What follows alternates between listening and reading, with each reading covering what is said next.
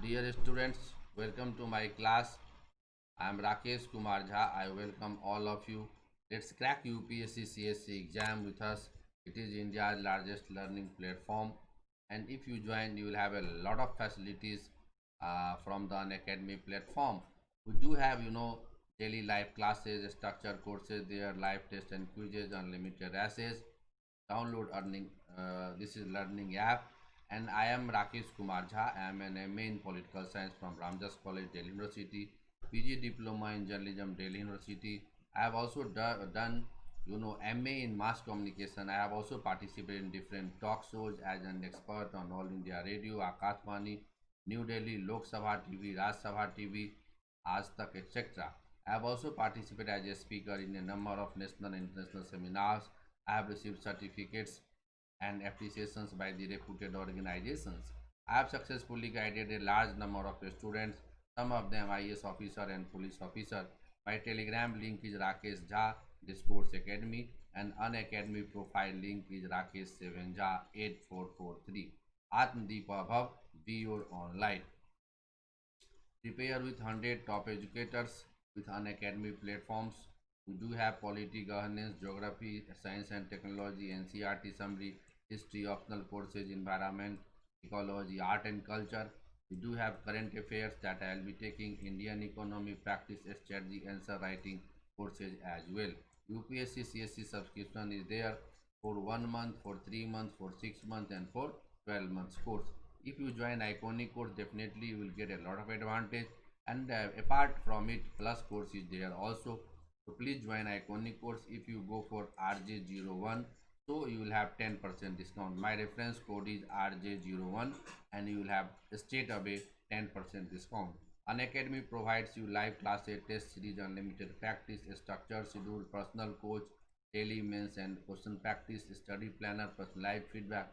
These are the things that Unacademy provides you. So please apply RJ01, my reference code. You will definitely have 10% discounts. So dedicated focus on optional subject is also there. PSIR is there for political science and international relations, and duration of 1 month up to 36 months. And I am taking, on Academy platforms, I am taking a lot of things, and current affairs especially you can take a special class. Right now I am going to discuss, political theory and Indian politics. Political theory and thinkers part 8. Already I have discussed about the political science. It's me Rakesh Kumar Jha. I am a civil services coach, author and motivational speaker. What I am discussing, political science is a very important subject for you. You can take political science optional. It is very safe optional because it will help you not only even in the GS paper, rather in the essay paper or in the interview also, because a lot of topics are very much symmetrical, and I can say that concept building approach must be there. If you know the concept, you can do very good things within a very stipulated time. So please apply this, adopt this political science as a optional paper. It will surely help you. I had discussed a lot of topics with you of the political science already. Why political science is important, what is the strategy, what are the theories, all these things I have already discussed with you. Now I am going to discuss about table of content. Already I have discussed about the table of content. This is the syllabus. This is complete table of content of PSIR optional subject paper 01 as per the UPSC pattern. We will discuss it in various lectures. Definitely the first part, that is political theory and Indian politics. First one is that political theory, meaning and approaches, concepts of power, hegemony, ideology and legitimacy, theories of the state, liberal one, theories of the state, neoliberal, theories of the state, Marxist, and the pluralist theory. These are the state theories that we have to understand: the liberal, neoliberal, Marxist, pluralist, post-colonial. So we are doing this topic right now. So let's start the discussion, and the other topics we will discuss one by one. Okay, dear students. Now I am going to discuss about this topic 2, the theories of the state post-colonial structure, that I am going to discuss. So what is the theory of post-colonial? So post-colonialism is a scholarly direction that subsists since the middle of the 20th century. It developed from period of colonialism. The post-colonial direction was formed as colonial countries became independent. Currently, aspects of the post colonialism can be found not only in the science concerning history, literature, and politics, but also in the approach to culture and identity of both the countries that were colonized and the former colonial powers. However, post colonialism can take the colonial time as well as the time after colonialism into consideration. So whatever I have to say, that what exactly the post colonialism. In fact, you know that what happened after the Second World War, dear students, a lot of countries had come on the world map, because you know it was the colonial period when a lot of superpowers, a lot of colonial things were there, particularly the Britain, and you know, and in Portugal. So these are the countries who had a lot of lot of colonies in Asia or in the Africa. So what they did, they had their own colony, and colony for what? Colony for their vested interest, their sort of things. So after that, the after you know 45 and after the Second World War, a lot of countries had come into the existence. So that's the theory, that's the approach of the state. So after the forming state, after the political or economic independence, after the independence from the clutches of this colonial power, what had happened? Then definitely they had their own aspirations, they had their own way of constitutions, they had their own way of governance. So everything had like on that pattern only. So this is what you have to also understand. So I think that if you understand all this nitty gritty, it will definitely help you. Okay. Now it is documented in the vast literature that post-colonialism is a study of the effects of the colonialism on the cultures and societies. It is also concerned with with you know both how European nations captured and controlled third world cultures, and you know how these groups have since responded to reinstate those encroachments. Basic thing is that the third world countries, that is term, primarily you can say that these countries are underdeveloped or developing countries. Most of the African nations, most of the Asian countries are not developed, so they are known as third world countries. It is things that you know most of the countries were captured by the European powers, and that's why their development could not take place, because there was a agenda. Agenda was very simple, that the materials, the resources, all these things extracted from these countries, and thus they take took away from the countries and they develop themselves, not the system. Some system, some you know colonies, they had their own you know kinds of thing, but most of the countries could not develop because of the exploitative nature of the companies policies, of the government's policies, and of the colonial powers, of the superpowers of the European nations. So this is what you have to also understand. And next, post-colonialism as both a body of theory and a study of political and cultural change has gone and you know has gone to continue to go through three broad stages. That's what you have to also understand. So I can assure you that if you understand all the nitty-gritty, if you see these all things, it will definitely help you in a better understanding. Okay, so let's see that you, if you mention all these things in this particular topic, you would have a better understanding of the political science. Okay, and post colonial theory is very important. Next, you know, an initial awareness of the social, psychological, and cultural inferiority enforced by being in a colonized state. Yes, dear student, you have to understand that what happened in the society, particular. I talk about the developing nations like in India or in other countries. The social and psychological cultural inferiority complex. Suppose if someone celebrates, you know, I mean any like New Year events or like you know any kinds of the things, then what happens that in the month of December they celebrate a kind of like you know Christmas. So they are thinking that it's okay, but if you celebrate Holi, Diwali, or any kinds of puja, then you are thinking infinitely culturally inferior yourself. But it is not like that, because the culture may be different from one place to another place. Within a country you have a lot of cultures, you have a lot of flavors, You have a lot of, so basic thing is that you cannot judge a person from a culture, from a kind of thing, that their own way of worshipping governments, I mean sorry, worship gods, their own way to celebrate their functions. There are more than 28 states in our country. We have different kinds of cultures, values, and everything. But universal values are remain same, like humanity, law and order.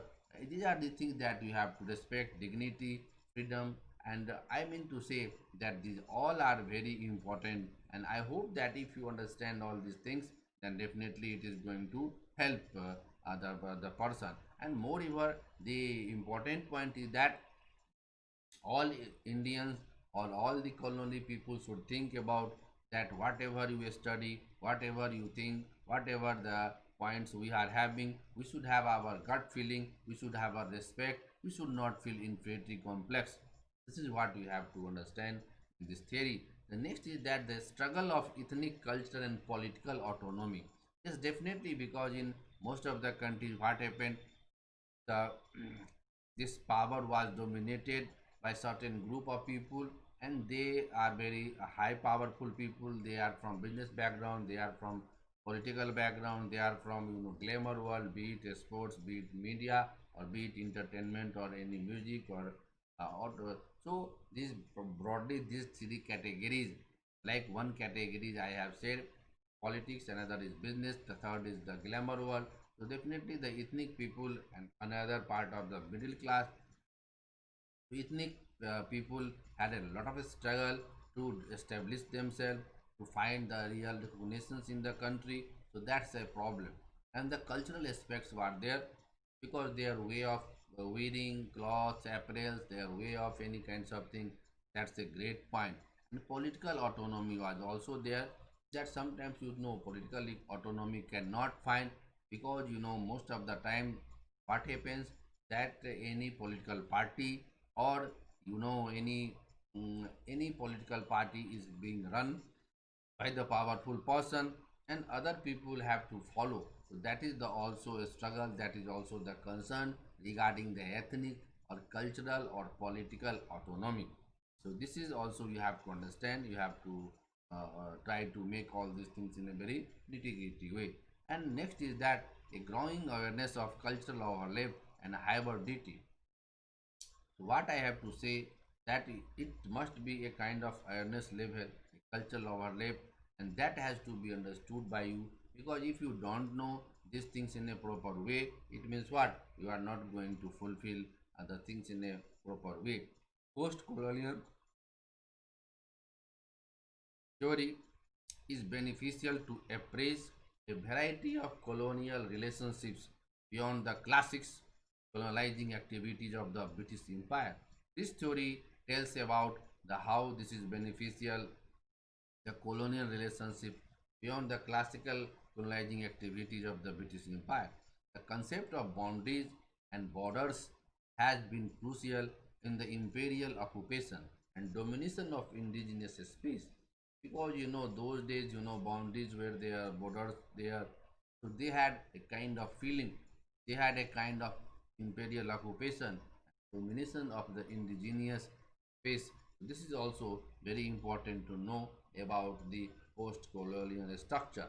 If you know all these things, it will definitely help you. Next, I am going to discuss about, and the question of borders and borderlands has now become persistent issue in an age of increasingly historical border protection. Cultural borders are becoming recognized as a critical region of colonial and new colonial domination, of culture erosion, and of class and economic marginalization. The field of post-colonial studies include the provoked subjects of contemporary new colonialism, the identity and the relationships of Chicago, Latino, and hybrid subjectivities of various kinds. These subjects, who slip between the boundaries of the grand narratives of the history and nation, are becoming an increasing important constituency for post-colonial study. So I have to just tell you that if you understand these things, it will have a great and great impacts on this. Please try to understand, and I hope that if you understand all these things, it will definitely help you in a very long perspective. So these all things you have to study in the post-colonial structure. Please try to understand all these post-colonial structure because this is going to help you in all the direction. And I hope that if you study these all very important thing, then definitely it will help you. Let's say anything, and I think that if you have a lot of questions, okay, now I am going to discuss about this is a kinds of these things fields of colonial studies including provoked subjects of the contemporary new colonialism, identities and relationship. All these things are very important. Next we have to discuss the process of decision making is just the outcome between different groups with the government institutions acting as a mediator. This philosophy represents that no group tends to dominate this process because of the plurality of the political resources. The diverse base of the group power means that if a group has a little money, it may call on public opinion to sustain its views in the decision making process. This is also very important. The next is that the electoral mechanism assumes that the government does not persistently favor one group as bias alienates the government from the rest. I can show you that if it is there, the process of decision making is just the outcome between different groups with the government institutions acting as a mediator. Next, you have to understand the philosophy represents that no group tends to dominate this process because of the plurality of political resources. Next, you have to also understand the diverse base of group power means that if a group has little money, it may call on public opinion to sustain its views in the decision making process. Next, you have to also understand the electoral mechanism assumes that the government does not persistently favor one group as bias alienates the government from the rest. These are the things that you have to understand. Next, I am going to tell you about the theoretical studies of the post-colonialism focuses on reading and writing of literature written in previously or currently colonized countries. The work is composed of colonizing countries that deals with the colonizations of colonized people. The post-colonial theory is a perhaps that denotes to the theoretical and critical observation of former colonies, the Western powers, and how they relate to and interact with the rest of the world. These theories are significantly interested in the cultures of the colonizer and the colonized. These are the things that you have to also understand, and I hope that if you understand all these things, it will definitely help you. Next, post-colonial theory. What is the post-colonial theory? Critically investigate what happens when two cultures clash. One of them ideologically fashions itself as superior and assumes dominance and the controls over the others.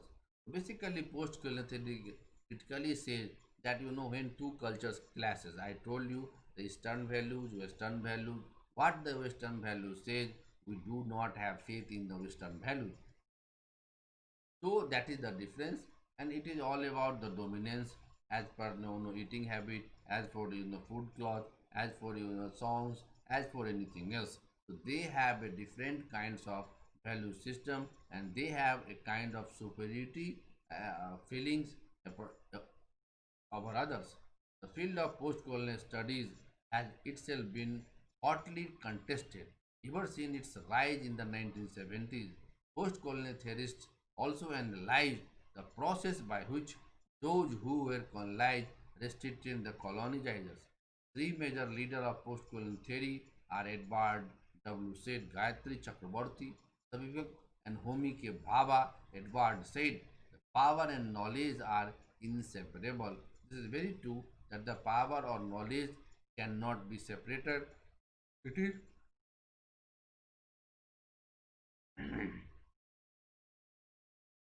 it is totally related with each other. So there must be the relation between the power and the knowledge. So this is the thing that you have to also understand. Next I have to share the Gayatri Chakrabarti. What Gayatri Chakrabarti has said, you have to also understand. The SPPAR introduced terms as essentialism and strategic essentialism. What is this essentialism and what is this strategic essentialism? Gayatri Chakrabarti, speak born on February 1942, was an Indian literary critic and theorist. She is the best known for the article and quote, Can the Subaltern Speak and quote, considered a founding text of post-colonialism and for her translation of Jacques Derrida of grammatology. This is what she is known for. Another player of the post-colonial theories was Homi K. Bhabha. He was an Indian post-colonial theorist. He realized that the post-colonial world should vaporize a space of mixing, a space where the truth and authenticity move aside for ambiguity. He argued that this space of hybridity offers the most profound challenges to the colonialism. This is what you have to also understand. I can assure you that if you understand all the nitty-gritty, if you understand all these things in a very proper and rightful manner, you will have great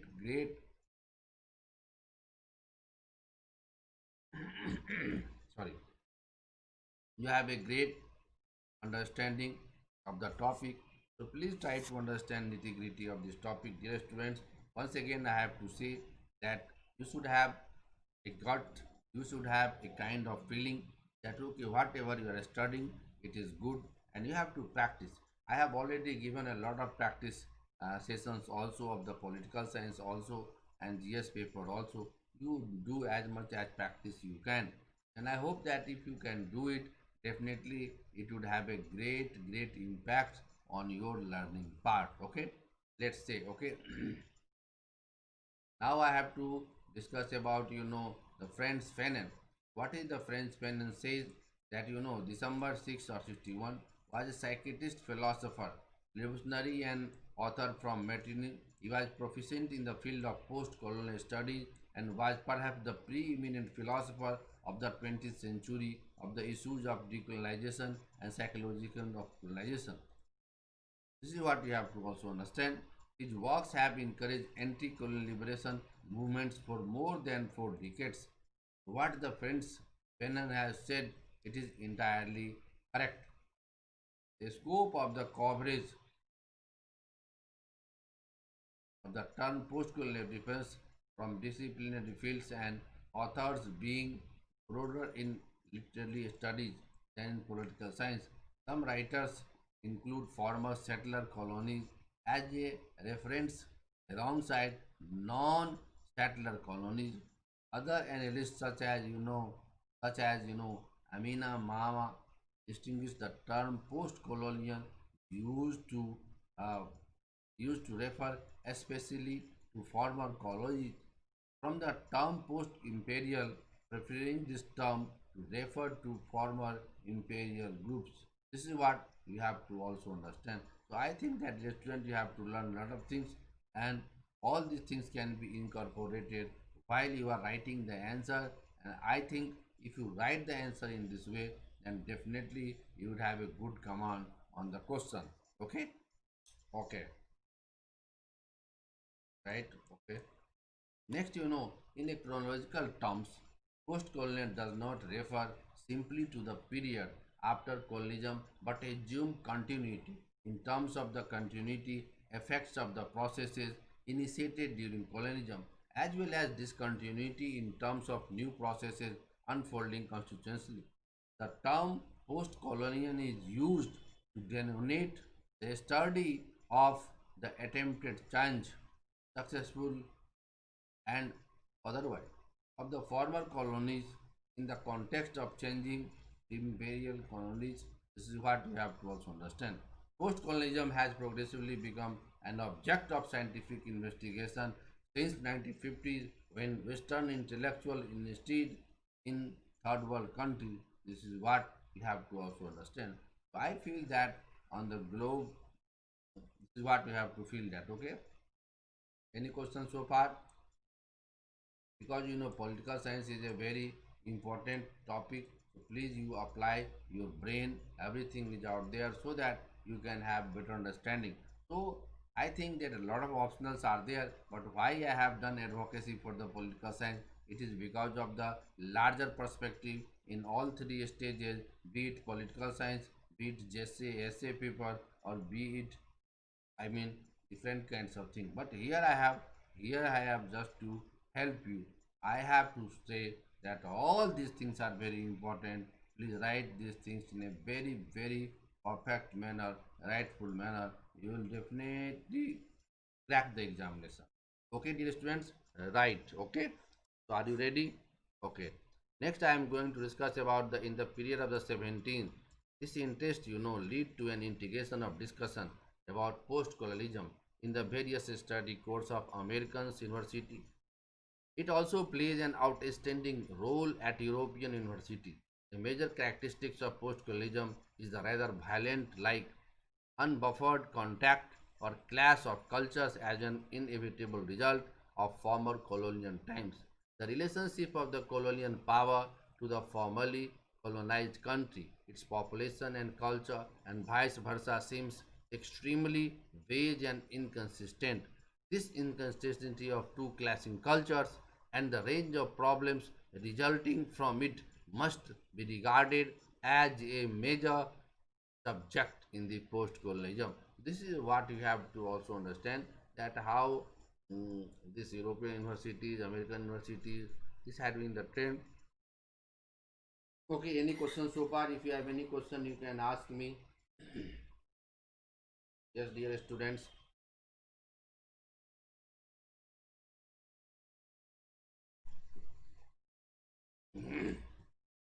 Yes, any questions so far?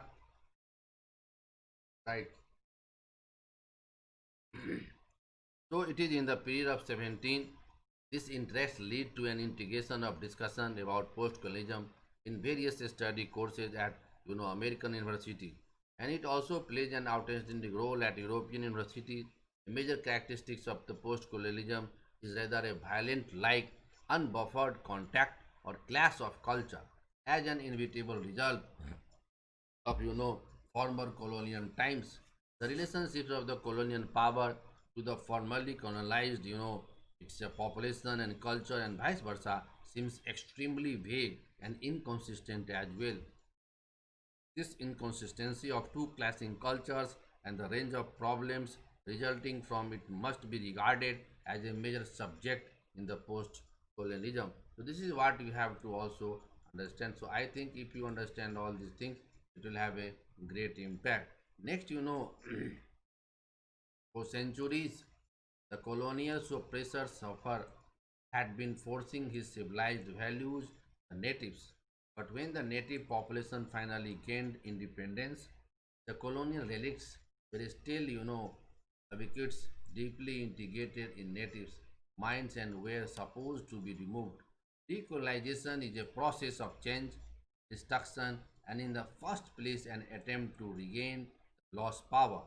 So what is decolonization? Here I have to just give some light that when any country gets power from the superpower or the ruler, then it is known as decolonization. So while natives had to learn how to put independence into practice, colonial powers had to accept the loss of power over foreign country. So both sides have to deal with their past as a suppressor and suppressed.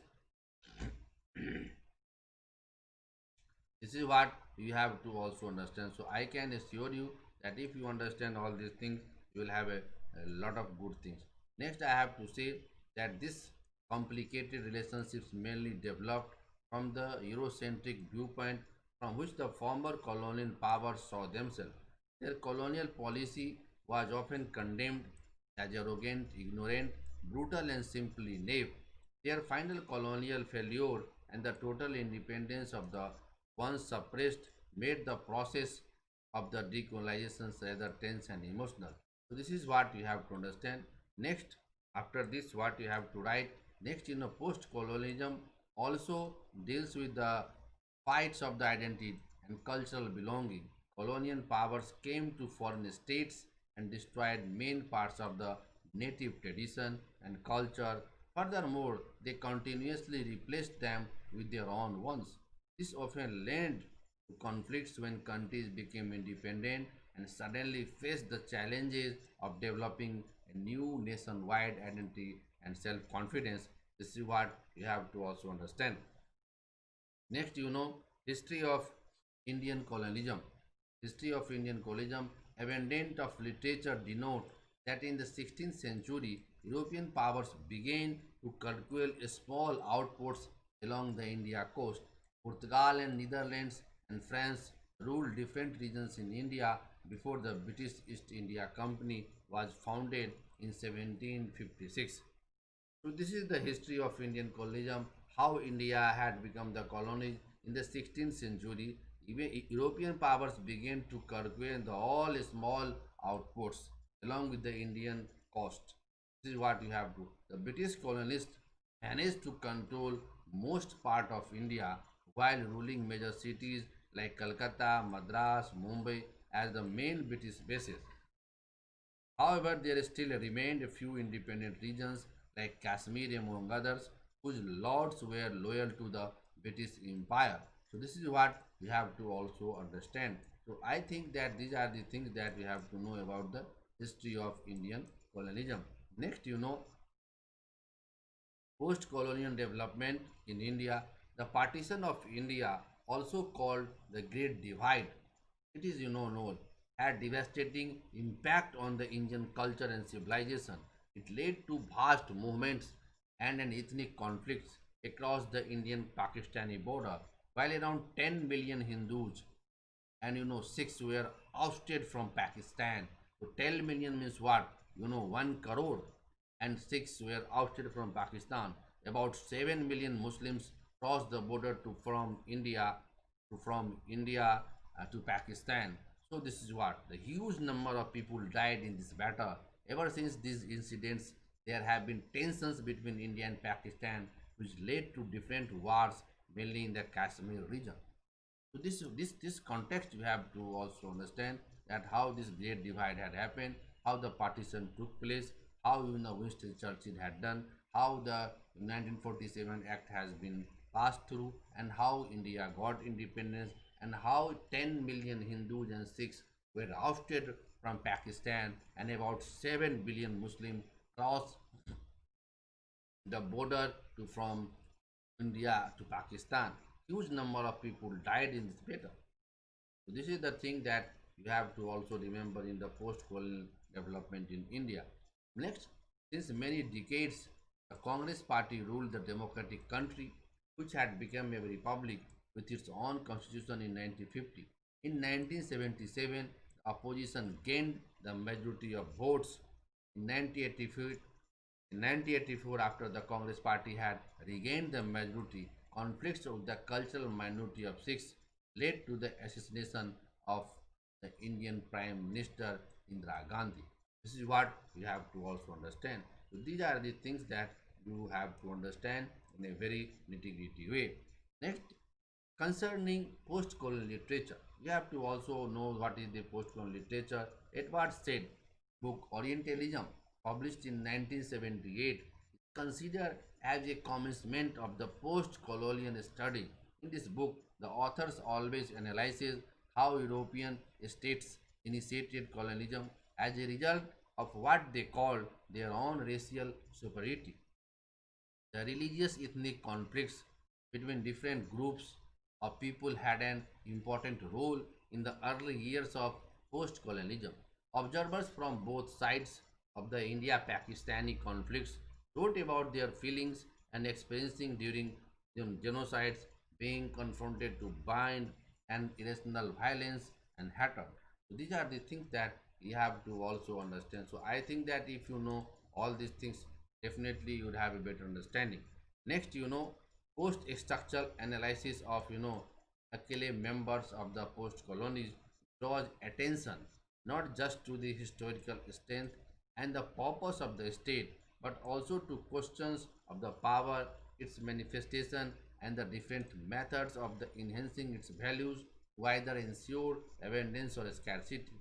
With reference to Africa, it is also observed that the before and after colonization, state power in Africa expanded its value by establishing specific relations of the subject that were informed by the distribution of wealth and tribune, and that shapes modes of constituting the post-colonial subject. So I feel that if you understand all these things, you will have better understanding.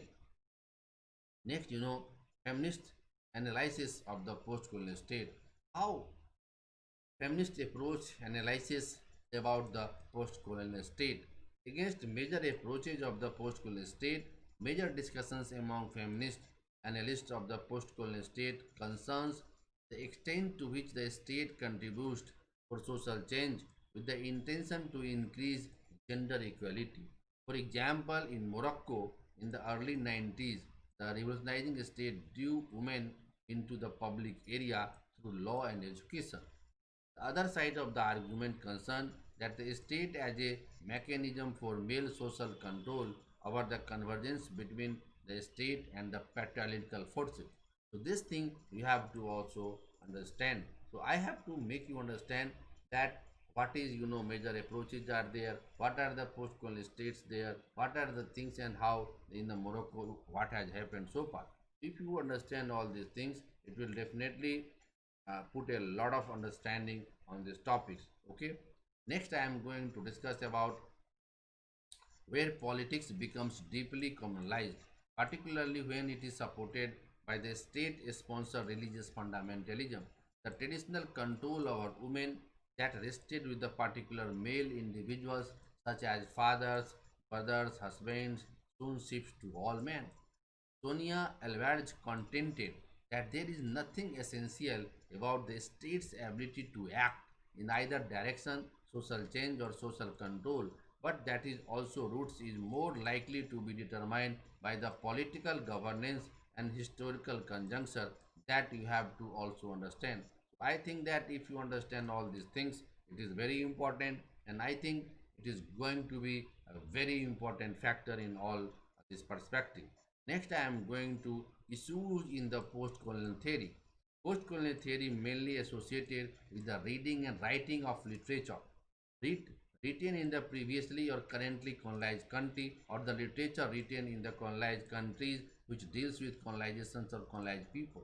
It focuses mainly on the way in which literature by the colonizing culture distorts the experience and reality and inscribes the inferiority as well of the colonized people on the literature by colonized people with the attempt to attract and articulate their identity and reclaim their past in the face of the past inevitable otherness.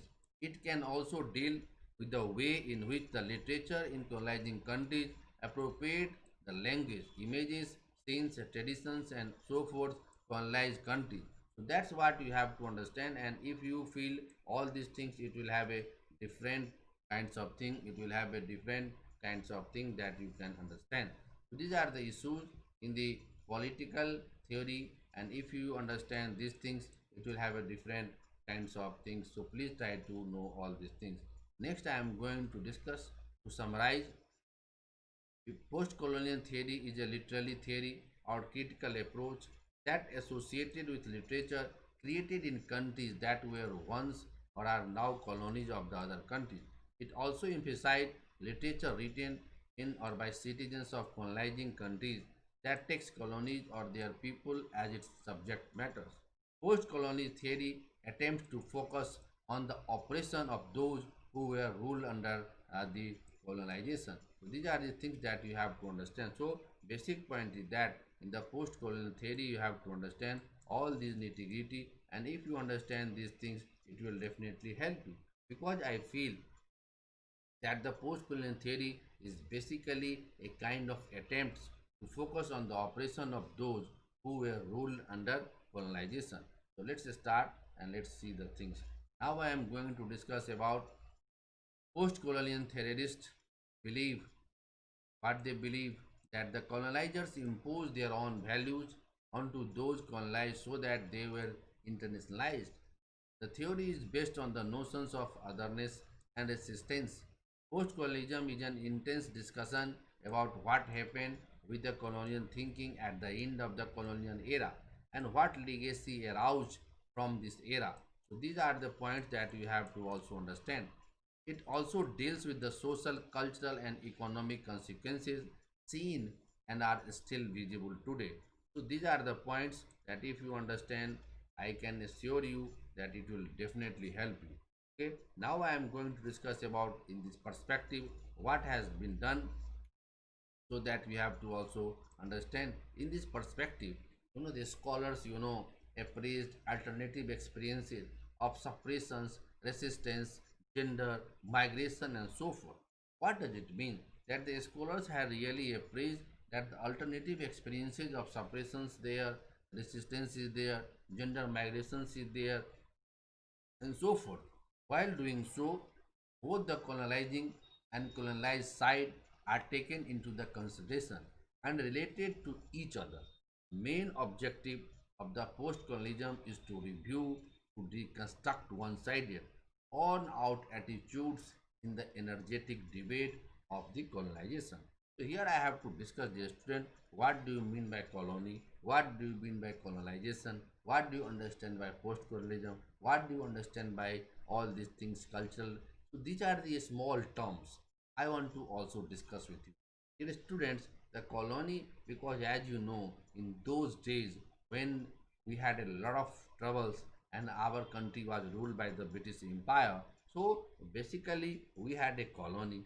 So that was the point, and that's the point that they were said that Britishers had come to India just to civilize us. It has been their narratives, and the narratives have been changing also. After that, they wanted to do some more and more freedom to its citizen. And you know that after the formation of Congress Party, that was formed, INC was formed in 1885. That is 118 100, I mean 1885. So this is very important to know. So what happened rapidly, they had to give some freedom to the to its people, to our people, and they started some movements also. Movements for what? Movements for a kind of solid freedom, a kind of right to work, right to live, and there should not be any kind of oppression, because those days what happened, most of the operations were happened by the powers, by the superpowers, and British power was very superpower in those days. When Gandhi had come, then what happened suddenly? Gandhi thought that no, it is not going to help us. So he started writing the things. Pre-petition was there in the initial phase of the Congress. And after that, what happened? After that, you definitely other things happen. In the opposition, it was extremist arose, and they thought no, pre-petition, moderate view cannot do anything. So they started talking, they started rebelling, and they started doing the things. So this is the group. So it was divided. So finally, Gandhi came into the scene, and Gandhi started the things, and Gandhi thought that no, it can be possible only when we have to be slowly, steadily we can win the race. So definitely he started some movement, non-violent movement, non-cooperation movement, civil disobedience movement, without any kinds of violent and all. So it was his main credibility. It was his main thinking tool that no, we are not powerful. We cannot go for violence. So he thought no, within the ambit of constitution, within the ambit of law, we can go for all these things. None can stop us for the for ahimsa, that is non-violence activity. None can stop us for a kind of civil disobedience movement. So these are the philosophy that always Gandhi did belong, and that's when she did believe, and that's why after the Gandhian things and all, it hasn't happened. So these all things you have to also narrate, because you have to know how the colony and how the national movement started. And after the national movement, when a lot of things had happened, even in the Simon Commission, what exactly with all these things, what exactly, either in the 1909 or 1919 or even in 1935, which is known as the provincial autonomy, while in 1919 in diarchy system, there, or in 1909 more into reform. So what had happened so far? So basically in all of the acts, the Indian people had a lot of expectation, a lot of things, and that's the government want. Government did understand that all things are there. People are frustrated. The Indian masses are, at a great risk.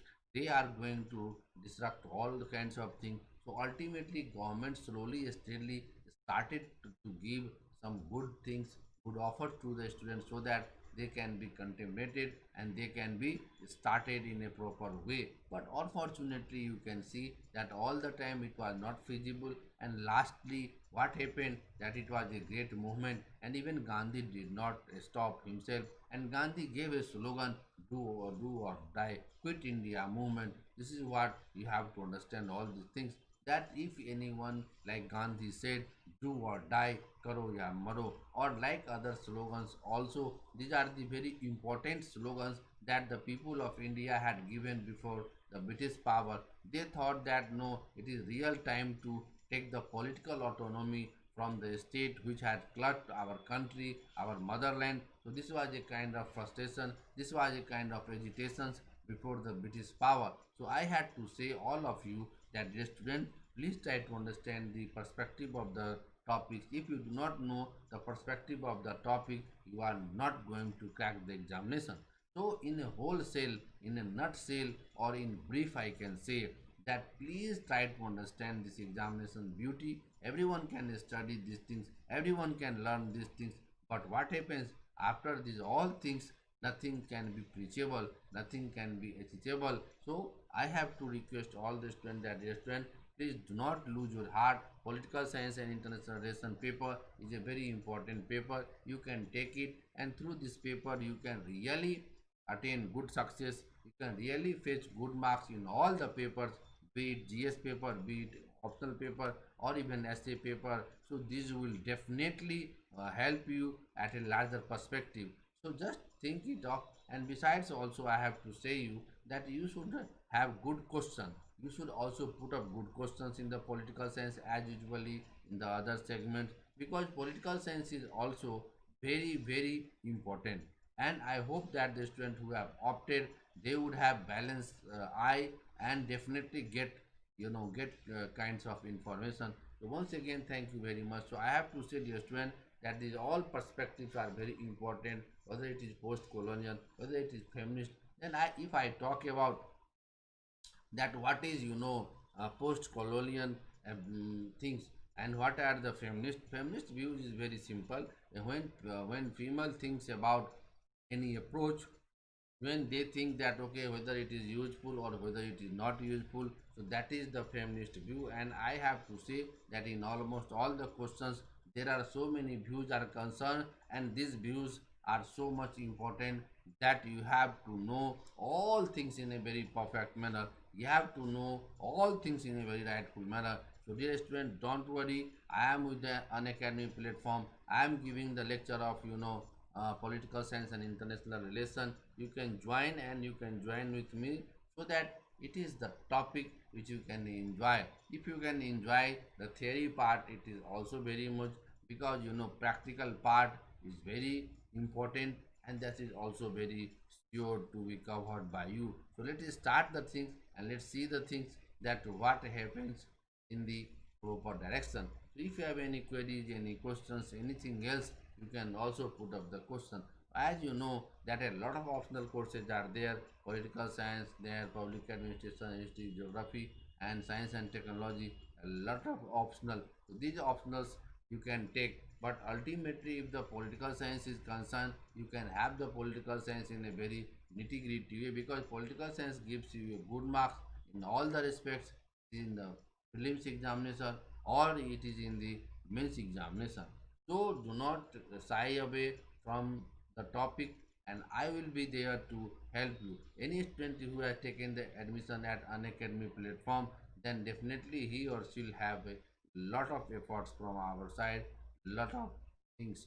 So anything is there. So before saying any point, I have to say also that please try to understand the nitty-gritty. I had discussed post-colonial summarization, everything, and particularly this the issues in post-colonial theory is also very important. Suppose if you are not doing the issues, something you are missing out. So issues must be there, because most of the time what happens generally, a student read and just they forget. But it should not be like the student. I have to say that please try to understand all the nitty-gritty. Please try to understand severity of the complex.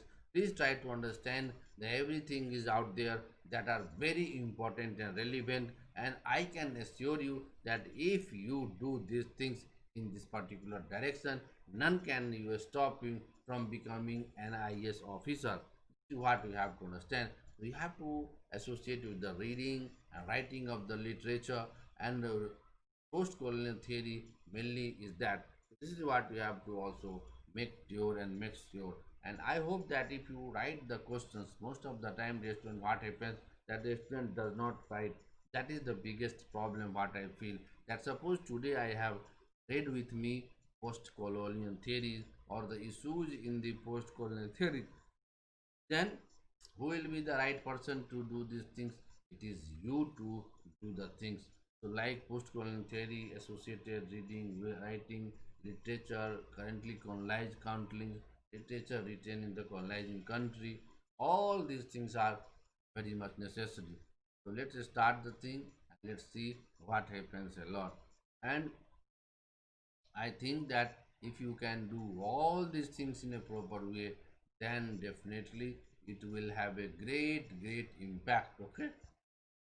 Now, to summarize, how to summarize, I have also written that this is the thing that you have to summarize, and I have already discussed a lot of things, a lot of points before you.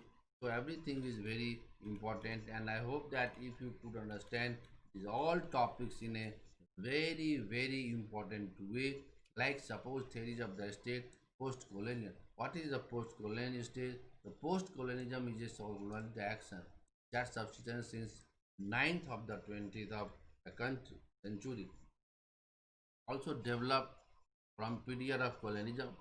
The post-colonial direction was formed as a colonial countries became independent. Currently, aspects of the post-colonialism can be found not only in science and concerning history, literature and politics, but also in approach to culture and identity of both the countries that were colonized and the former colonial powers.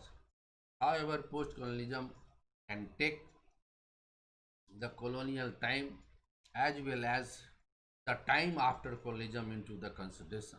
This is very important. So these all things you have to repeat. Why I am repeating? Just to show you that, dear student, you have to show all these things. You have to understand all this perspective. You have to know all these things because political science is subject where you can enjoy, where you can see the things, where you can learn the things, and this is what you have to understand all the time. Dear student, please try to understand all these things in a very perspective way, in a very rightful and constructive way. And I have to say that anything is possible, everything is possible, provided your hard labor, your dedication, your concentration. Because the beauty of political science is that you might be from this background or you might not be. It hardly matters because everything you have to read in the GS paper, be it ethics, be it GS, other papers, all things are very much necessary. So please try to understand, and I hope that if you understand these things, then definitely it will help you. Definitely you will have a lot of understanding, and I think that if you go for very important things, it will definitely help you. So before these things are very important. So let's start the things, let's say, and if you can do, and I can hope that if you can understand these things, it will definitely help you. Please try to understand, and I hope that everything is possible, anything is possible if you do hard labor. Writing is also very important in political science because for humanities student, suppose you have done graduation with the humanities, you have a extra advantage. But you have from any science background, you have to also practice. It is not mandatory that if you have done all these things in the science and arts, no, but definitely at the end of the day, everyone has a good writing skill. If you have a good writing skill, only then you can write a good answer. You can survive in the political science or in the history also. This is what you have to also adopt this philosophy, and I hope that if you understand all these things, you will definitely enjoy all these topics in a very nitty-gritty way, and it will help you in a very, very rightful manner. So let's start the things in a proper and rightful manner. So I can assure you that it is very important, and very important to know that these all things are very important to know. Okay, now I have to say all these things in a very nitty gritty way, that if you understand all these things, like these things, the what I can show you, that these are the points like ethnic and cultural, political, economic. So if you read the political science, you should also understand the points also, like suppose ethnic, culture and political autonomy. So these are the things that you have to also understand, and these are the key words that you know in a very perfect manner. If you know in a very perfect manner, only then you can have a better understanding. So let's say the things, and if you know in a very perfect and rightful manner, then definitely you would understand. So very important points like the historical border protection, cultural borders are becoming. What do you mean by cultural borders? These are the keywords you have to know. And borderlands, what are the borderlands, you have to also understand. Besides, the identities and the relationship of these things, you have to know various kind. So why I am highlighting these things? Because you have to know all these things in a very proper manner, all these things in a very rightful manner. And I hope that all the students are enjoying this thing. And that's why in every kind, like the decision making, what is the decision making, you have to also understand. What is the political resources, what is the political resources, you have to also understand in a very nitty-gritty way. And I hope that if you have to understand all these things, definitely it will solve your problem. Let's start the thing. And if you understand, it will definitely help you. The government does not persistently favor one group as bias and elects the government from the rest. So this is what you have to also understand. Next, theoretical studies of the post-colonialism. This is also you have to know. So why I am once again I am highlighting these things, just for the better understanding the keywords. The keywords are also very important. If you know the keywords, it will definitely solve your problems. And like third world country, what do you mean by third world country? Third world country means very simple, because the countries which are developing countries, the first world, the second world war. First world country means the developed country, the second world country means the developing country, and the third world country, which is least developed country, which is the very less developed country. This is what the definition. So these are the small terminologies that you have to know also, dear student, because without knowing these things, you are not going to understand the political science. And I also told you that understanding of political science is very important. Writing is very important. Textbooks are very important. Practice is very important. And moreover, the surrounding things which are happening in and around the world and country, that you have to be aware of the fact. These are the important factors. These are the important arena. If you know all these things, only then you will be having a lot of things, a lot of important points to know. So please try to understand all the nitty-gritty. Please try to know all these important points, and I hope that if you know all these important points, only then you can have a lot of things in a perfect and a rightful manner. Okay, so let's say anything is out there, let's feel anything is there, then you can do the same things, same points again and again. And you have to consult vocabulary also. You should have one political science vocabulary. What is the political science vocabulary? That we have to know. That until unless you don't know the political science vocabulary, you cannot make the things in a proper and rightful manner. So you should also purchase one political science vocabulary. Through this, if you know like sovereignty, all these things, it will definitely help you. So if anything is out there, you have to be very perspective, you have to be very important, and you have to understand all the nitty gritty. So that's the point in the political science. Please try to understand all this theory or all the parts, whether it is part 1, part 2, part 3. Every part is important. Nothing can be escapable. Everything is integrated. Everything is related to each other. And I hope that if you could understand all these things in a very rightful manner, and definitely you would understand these points in a perfect and rightful manner. Most of the students do not understand these tricks, so I have come here with the tricks. The tricks are very simple. That first of all, look at the questions paper of the previous year so that you can understand the things in a very rightful manner, so that you can know the things in a perfect manner, and you can also assess that okay, these are the topics which are very important or which are less important. If you know all this perspective, then definitely you have a better understanding, definitely you have a better kinds of knowledge, and through that knowledge you can excel, you can sell, you can do the things in a particular and rightful manner. This is from my part, this is from my side, and I hope that if you do anything in a perfect and rightful manner, then definitely you will fetch a good mark. Ultimate target is what? Ultimate target is to achieve good mark in the examination, and that can be feasible, that can be achievable. Okay, thank you very much once again. All these points are very important, and I hope that if you understand, then definitely one thing also I have to highlight, that if you write anyone's name like Franz Fanon, then you have to write also like if possible to write his like from which date up to which date he was there. So it is also very important to understand because it shows your interest in the subject. So these are the small things, small tips that you can take. And thank you very much for watching my video, and I hope that you could have enjoyed these all topics.